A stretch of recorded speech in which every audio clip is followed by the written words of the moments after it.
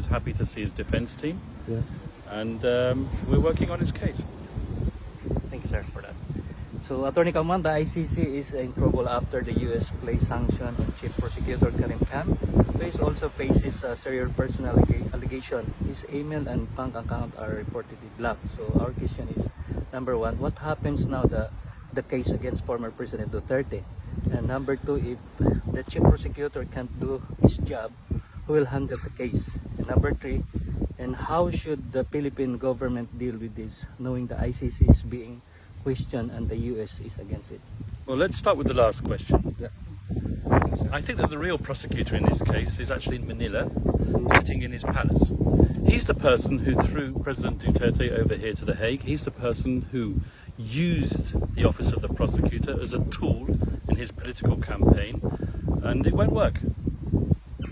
Now, regarding the sanctions, the US sanctions, these were imposed, I don't think it has anything to do with the Philippines situation. As you may be aware, President Trump is pretty annoyed with the ICC because of the investigation into the so-called Palestine situation. And he has said, quite frankly, that anyone who targets the United States, who targets United States allies, and for all intents and purposes that is Israel, President, Prime Minister Netanyahu, they will be subject to sanctions. Now, at the present moment in time, these sanctions are only affecting one person in particular. That's the Chief Prosecutor, Karim Khan, who has now suspended himself because of the allegations of sexual misconduct. I'm not going to go into those allegations. It's not my role to pass judgment, but he is being investigated by the United Nations, and the United Nations Office of Internal Oversight Services will come back with their decision on the matter in due course, and then whatever happens to Chief Prosecutor Khan will happen.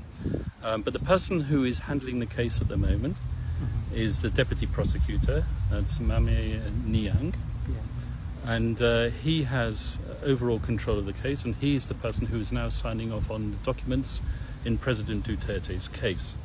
However, on an operational basis and on a day-to-day basis, the person interacting with the defense is an experienced American prosecutor. I'm not going to mention his name, but he's a professional prosecutor. We just hope that the deputy prosecutor himself will take the time to learn the case and also interact with the defense, because just as I am accustomed to interacting with the former chief prosecutor, I expect that the deputy prosecutor who has now assumed that role will interact with me.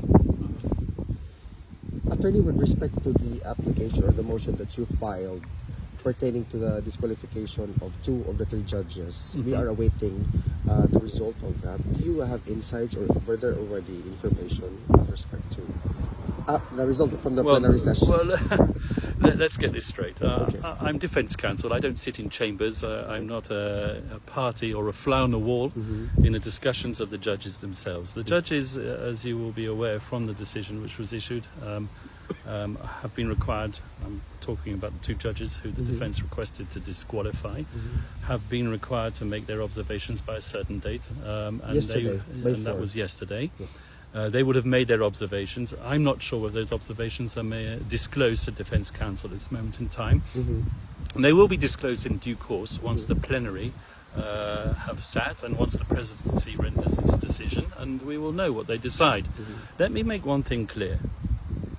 We invited the judges to disqualify themselves, or to excuse themselves, right, as a matter of courtesy and out of respect. They said that we shouldn't do that. Well, we shouldn't do that, but we acted out of politeness and courtesy. It's not our position to criticize judges.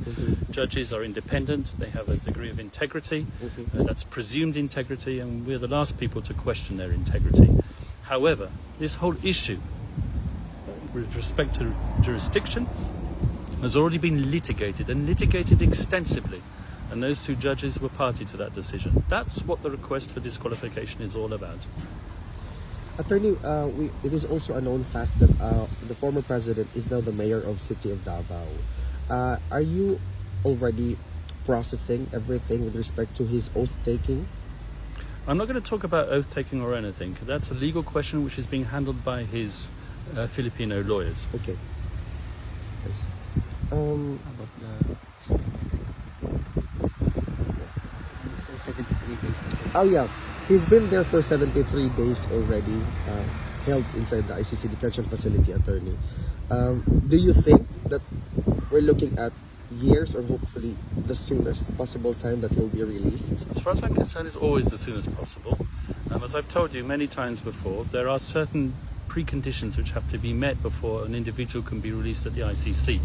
It's not like one of your run-of-the-mill criminal cases where you can post bail and just get out and go home. No, in order for someone to be released here, there has to be a willing state party capable of receiving him onto its territory. And that's what we're looking at. It's a long process. It's something which requires a certain degree of diplomacy.